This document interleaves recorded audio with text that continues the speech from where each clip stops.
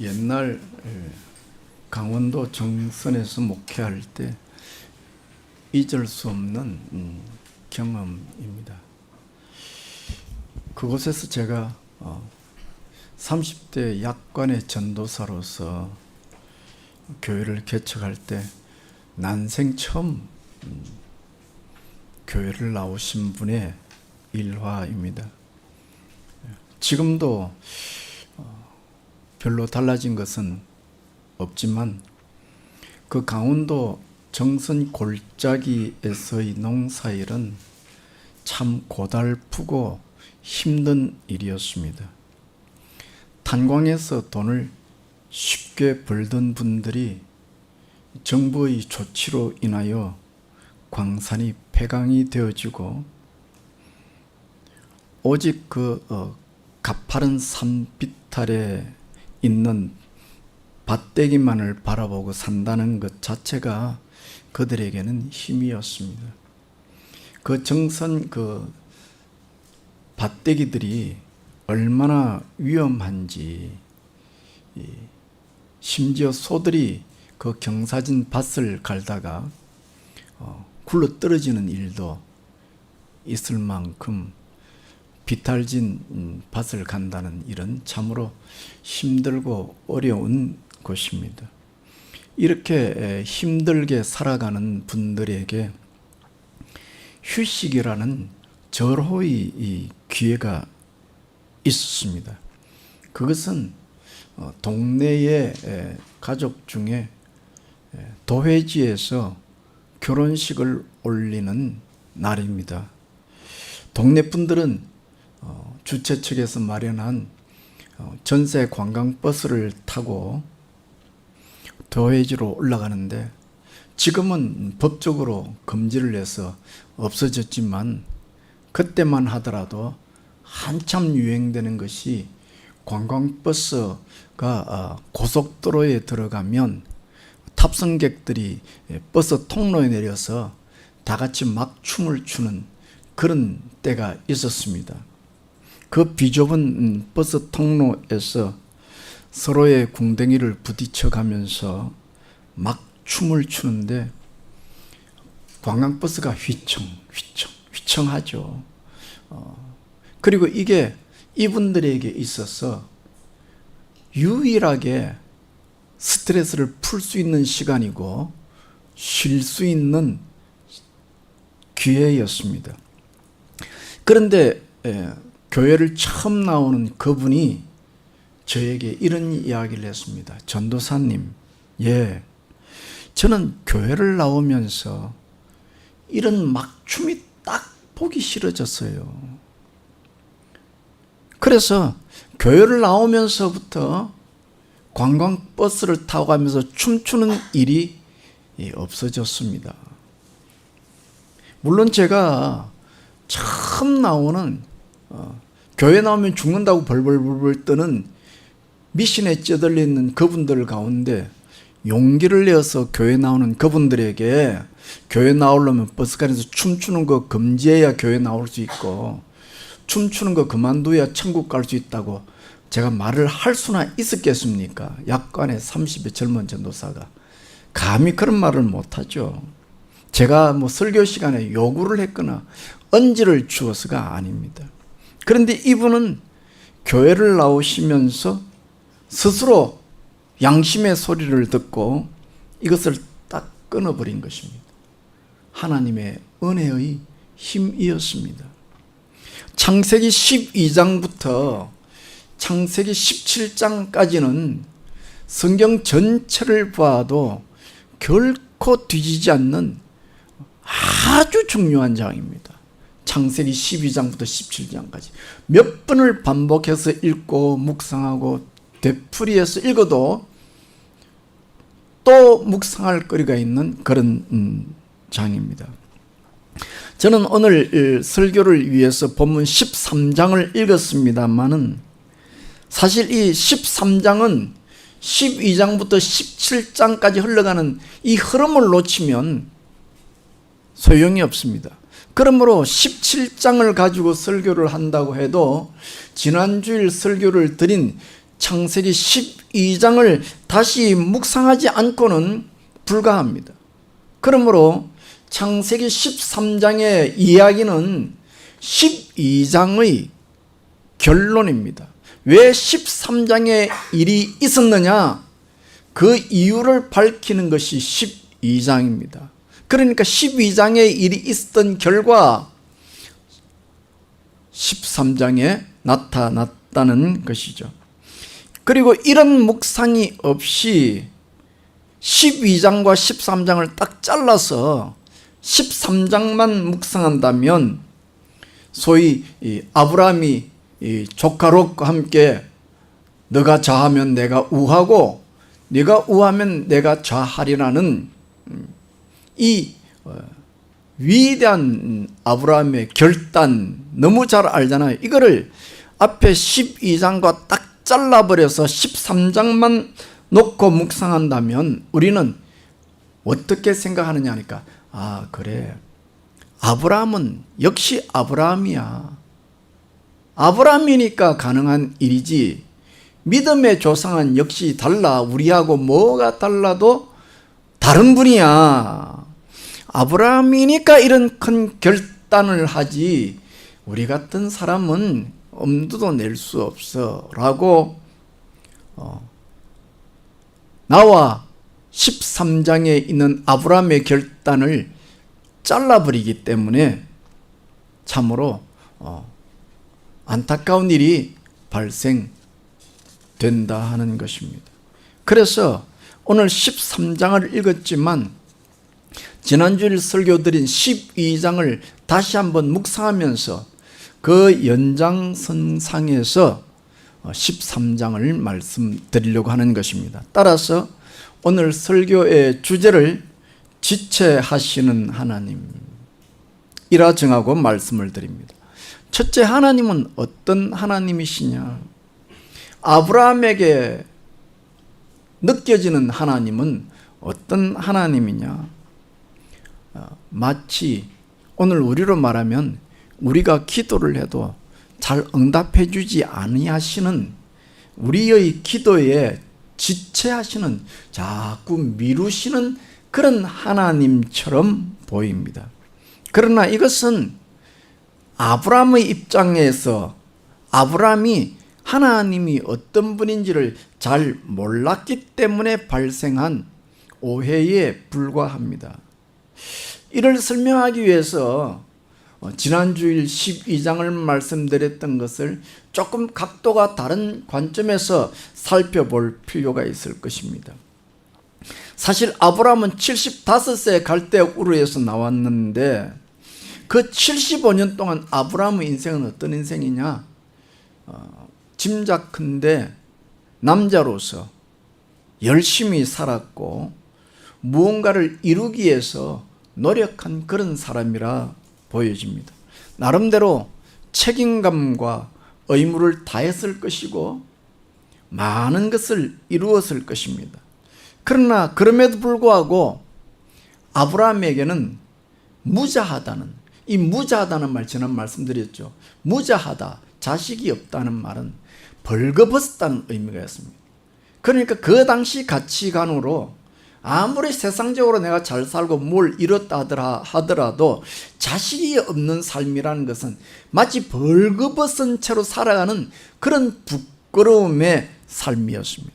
그러니까 아브라함은 그 당시 사회적 가치관으로 볼 때 이 아픔과 허전함이 늘 있었던 사람이고, 그리고 이 아픔과 허전함을 통하여 하나님을 만나는 기회를 얻었습니다.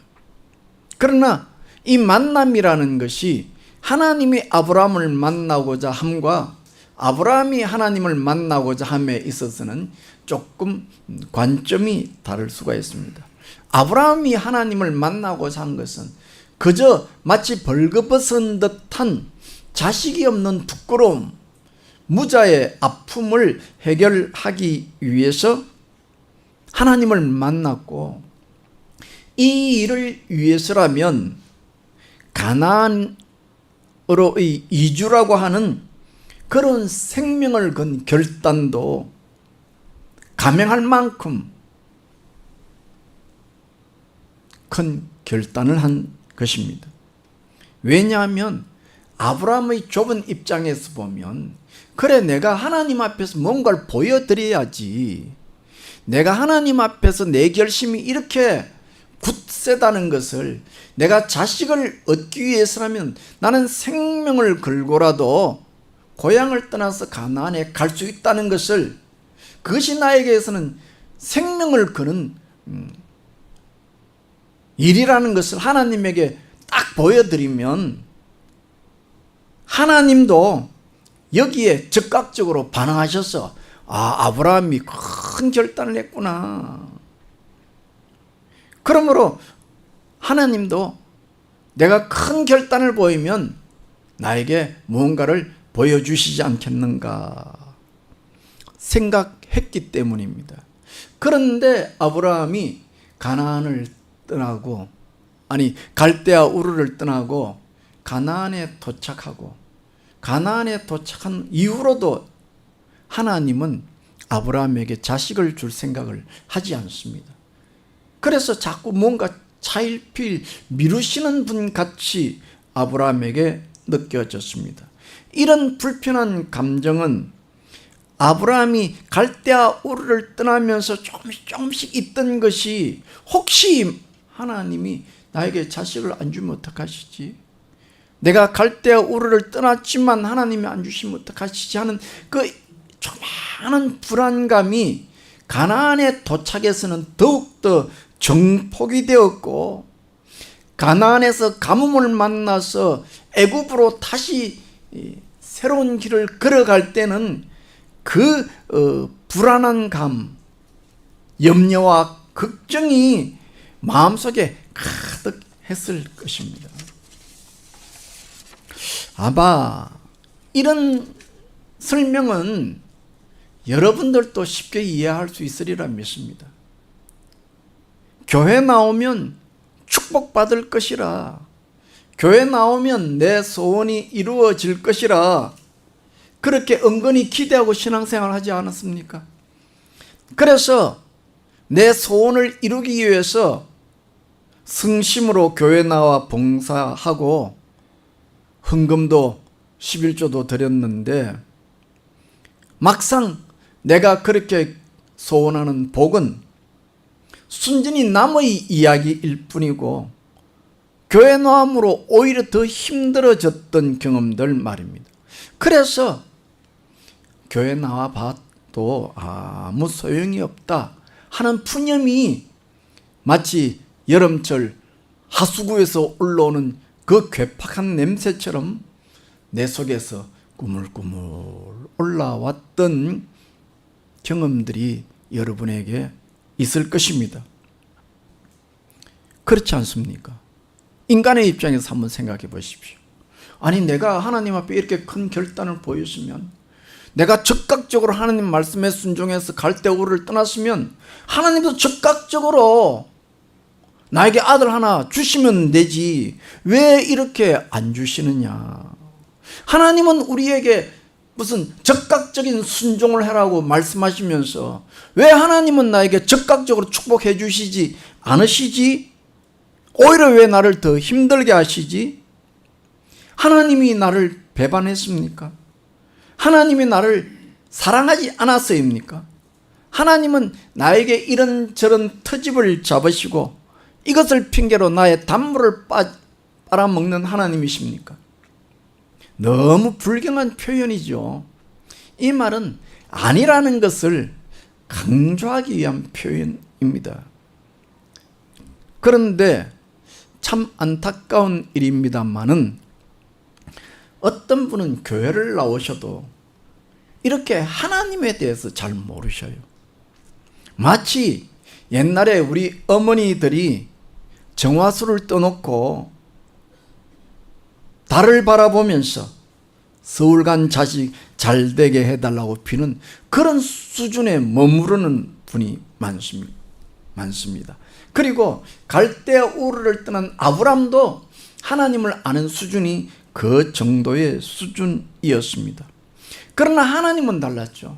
하나님 보시기에는 아브라함이 갈대아 우르에서 사는 삶은 참 행복이 아니었습니다.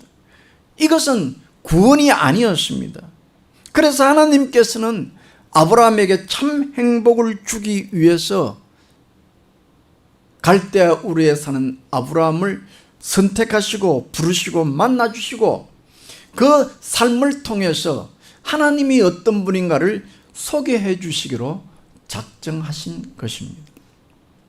그러면 둘째로 하나님께서 아브라함을 만나서 이렇게 지체하는 것처럼 보이는 목적이 무엇이냐?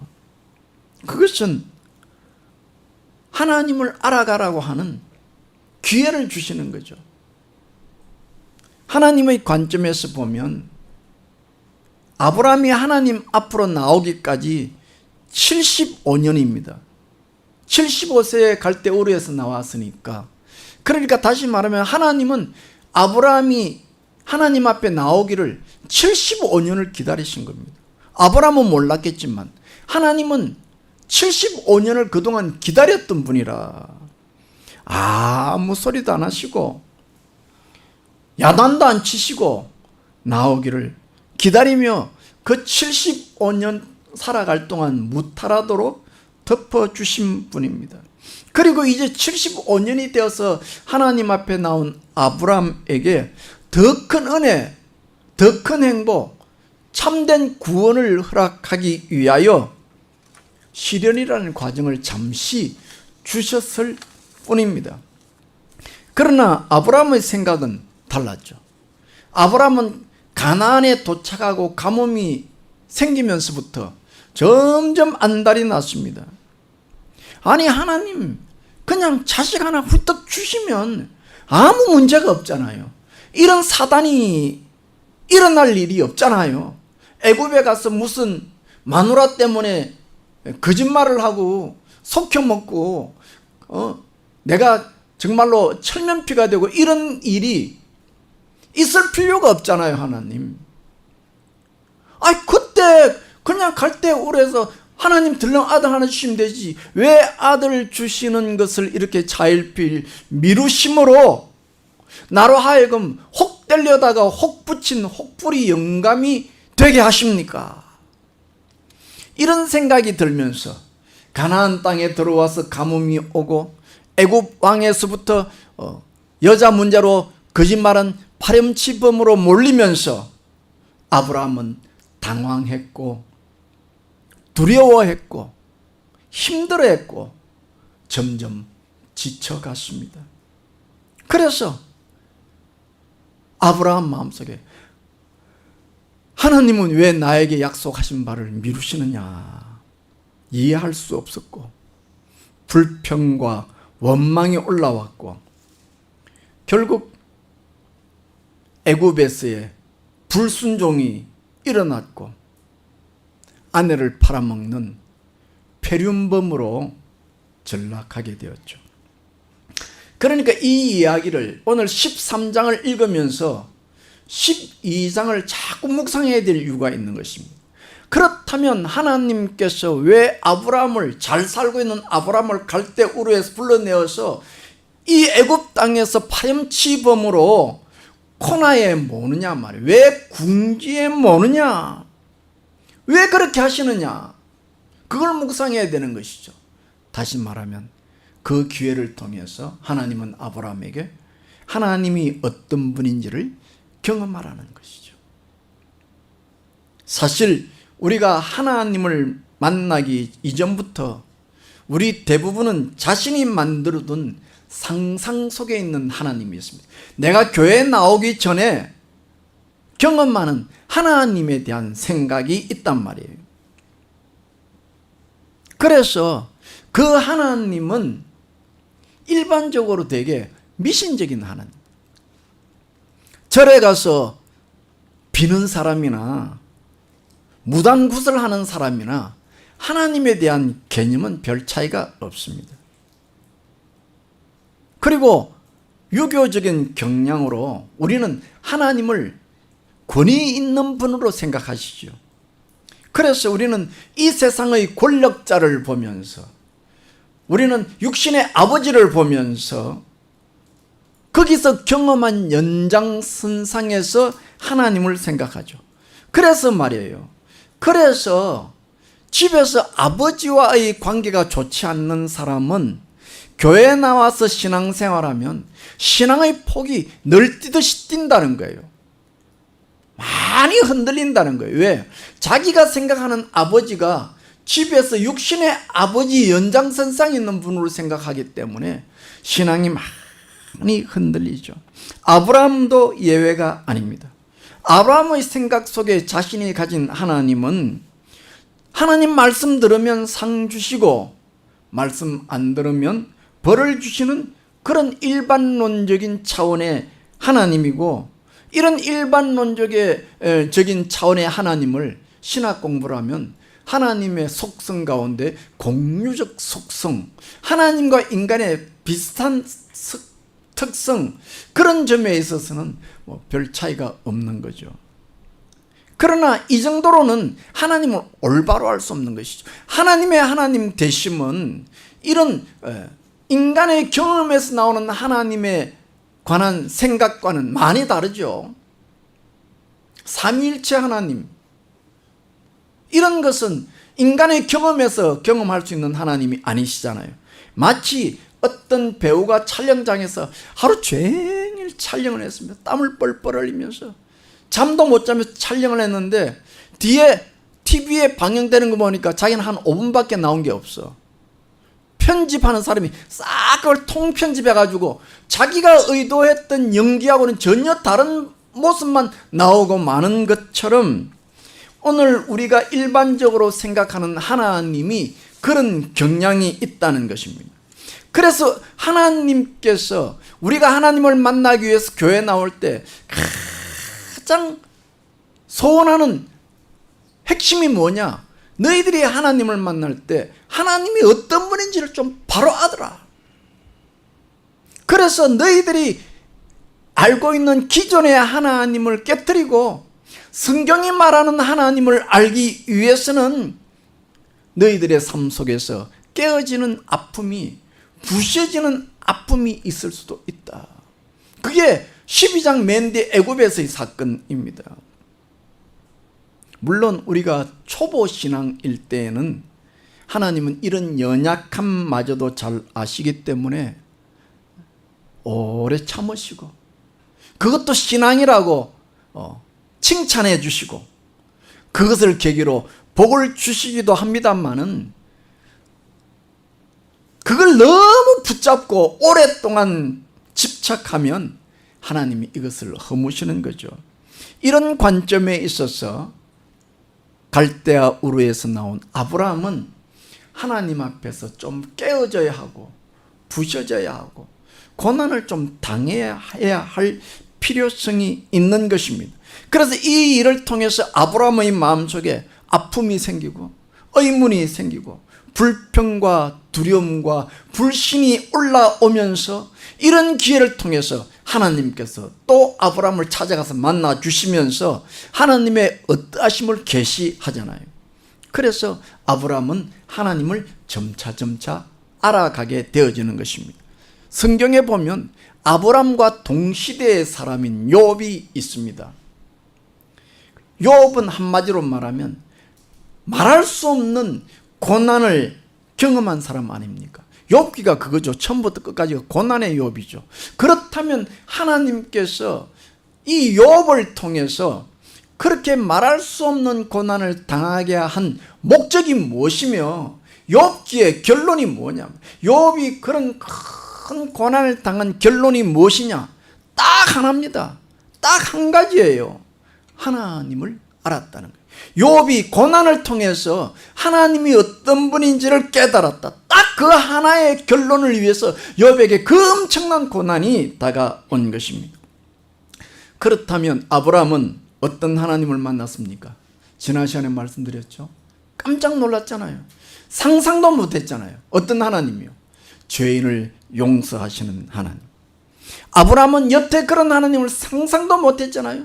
하나님은 착한 일 하면 상 주시고 잘못된 일을 하면 벌을 주시는 권성징악의 하나님만으로 알았는데, 그런 하나님 앞에서 아브라함이 속절없이 부끄러움을 노출하고 파렴치범이 되었을 때 아브라함이 생각한 것은 하나님께서 내성벼락을 몰아치면서 번개가 치고 하늘이 번쩍번쩍거리면서 이 쓰레기 같은 놈아 하고 진노하실 줄 알았는데, 애굽에서 만난 하나님은 그 하나님이 아니었습니다.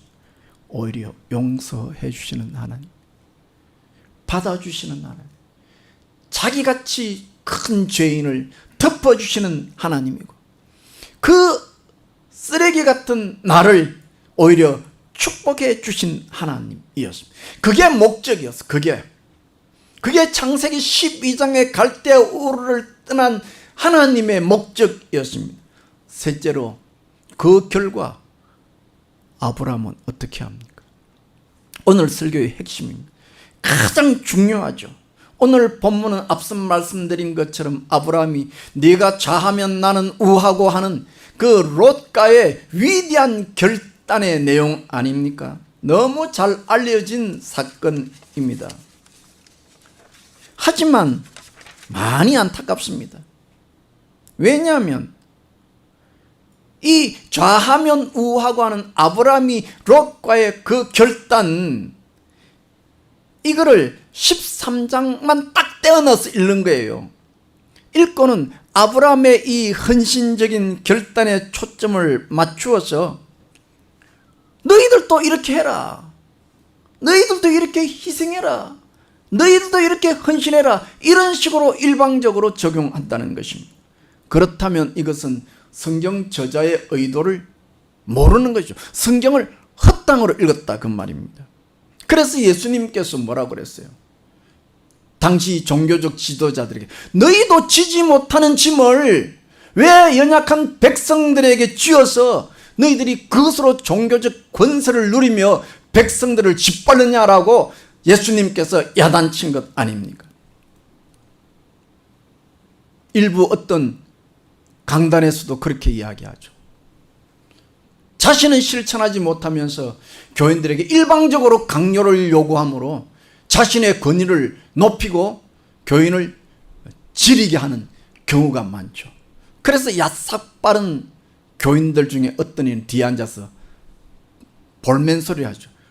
아니 목사님도 실천 못하면서 왜 우리에게 요구만 하시지 하고 빈정거리는, 하나님의 말씀을 하나님의 말씀으로 받지 못하고 튕겨내는 일이 생기는 것입니다. 그러나 성경을 보면 하나님은 우리에게 강요하시는 분이 아닙니다. 오늘 본문의 아브라함이 조카 롯과 내가 좌하면 나는 우하고 나는 우하면 너가 우하면 나는 좌리라는 이 위대한 결단은 하나님이 강요했기 때문에 아브라함이 울며 겨자 먹기로 한 것이 아닙니다. 그러면 아브라함은 이 위대한 결단이 어떻게 나올 수 있었습니까? 오늘 본문을 보면 이 위대한 결단의 13장 이야기가 어디서부터 시작되느냐 하니까 13장 1절에서 이야기가 시작되어지고 4절에 보면 그가 처음으로 단을 쌓았던 곳이라 그가 거기서 여호와의 이름을 불렀더라 하고 이야기가 계속되는 겁니다. 만약에 윤리적 결단만을 가지고 이야기하려면 13장 5절에 동그라미가 딱 쳐져서 그때부터 다른 이야기가 시작되어진다고 해서 애굽에서 만난 하나님과 롯과 헤어지는 위대한 결단이 다른 이야기라는 것을 성경 저자가 말해야 되는데 그렇지 않고 지금 이게 연결된 이야기라는 것입니다. 아브라함이 롯과 헤어지는 이 사건을 애굽에서 만난 하나님을 기억하고 만난 이 사건과 연결된 사건으로 이야기하고 있다 그 말입니다.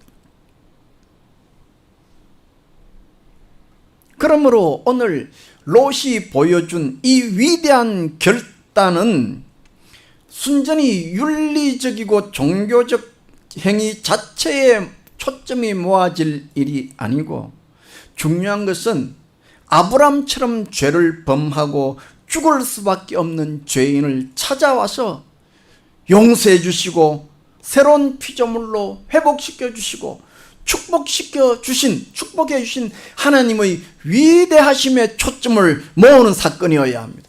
이걸 가지고 도덕적 결론으로 너희들도 아브라함처럼 믿음의 눈을 가지고 헌신하고 희생하고 이런 식으로 하면 안 된다 그 말이에요. 그러면 어떻게 적용해야 됩니까? 오늘 우리도 아브라함처럼 하나님이 어떤 분인지를 내 마음에서 깊이 경험하면 나도 이런 헌신적인 결단이 가능하다. 나도 하나님의 은혜를 받으면 그 은혜의 힘으로 나도 할 수 있는 것이지, 하나님의 은혜를 아무것도 모르는 나에게 어떤 윤리 도덕적인 것을 강요하는 것이 성경책이 아니다. 따라서 오늘 이 13장의 이야기는 하나님을 바로 알 때, 하나님을 깊이 만날 때 일어난 은혜에 대한 결과였다 하는 것입니다.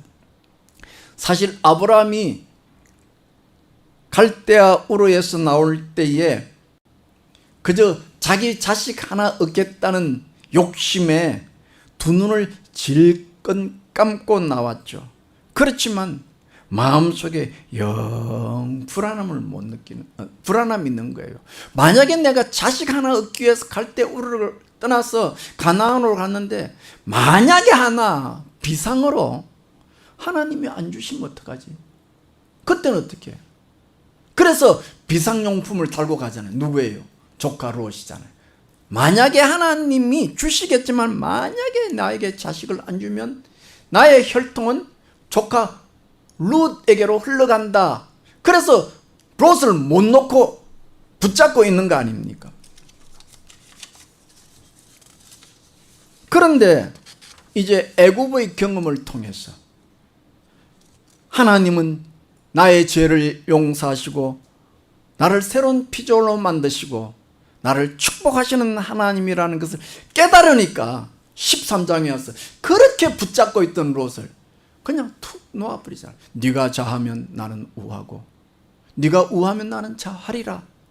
그렇게 쉽게 손을 내려버린다는 것이죠. 하나님께서 아브라함에게 롯을 내려놓으라고 헤어지라고 명령한 것이 아닙니다.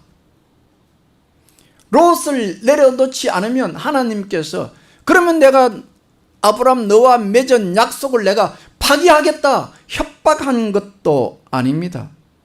오직 아브라함이 애굽의 사건을 통해서 하나님을 깊이 만났을 때 그 전에 불가능했던 롯의 문제도 그 은혜의 힘으로 자발적으로 해결해 나가더라 하는 것입니다. 그렇습니다. 성도 여러분, 신앙생활 하면서 말씀을 통해서 하나님이 어떤 분인지를 자꾸 알아가십시오. 깨달아 가십시오. 그러면 하나님이 좋으신 하나님, God is so good 그랬잖아요. 옛날에 많이 불렀잖아요. God is so. 하나님은 매우 좋은 분이다. 하나님이 너무너무 좋은 분이면 이전에 줬던 것은 그냥 자동적으로 떨어집니다. 어린아이들을 보십시오. 이전에 가지고 있던 장난감 놀고 있다가 아버지가 새거 하나 딱 사주면 번개입니다. 저번에 지었던 장난감은 그냥 빼앗으려고 그러다 안 빼앗겼던 그 아이가 그냥 내던지고 아버지가 새로 사준 좋은 장난감 덥석 지는 거예요. 하나님이 내 인생에서 그렇게 좋으신 분이라는 것을 내 마음속에 깊이 깨달으면 세상에 구질구질한 그 쓰레기 같은 것을 붙잡고 있을 필요가 없는 것이죠. 자발적으로 내려놓더라 하는 것입니다. 성경에 원수를 사랑하라는 말씀이 있지만 이런 엄청난 결단도 나의 도도한 의지적 도덕적 결단이 있어서가 아니라 내가 하나님 앞에서 용서를 받았으니까. 그래서 내 마음에 여유가 생기고, 그래서 내 마음에 나도 자비가 생기고, 그래서 나도 용서할 수 있게 되어지고, 그래서 내가 좀 불편해도 감수하고, 내가 내 마음이 변화되어지니까 남의 조금 돌출한 행동도 너그럽게 봐지더라는 것입니다. 이 은혜의 역사가 오늘 저와 여러분의 삶 속에 이 더운 여름철에 시원한 생수처럼 역사하기를 예수님의 이름으로 축원합니다. 기도합시다. 하나님, 날이 많이 무덥습니다. 짜증이 나고 원망이 나고 점점 성격은 날카로워지고 남에게 보이는 조그마한 부족이 내 마음에 크게 다가와서 나를 힘들게 하는 때입니다. 하나님이여, 오늘 이런 우리를 불쌍히 여기시고 주의 은혜를 부어주시옵소서.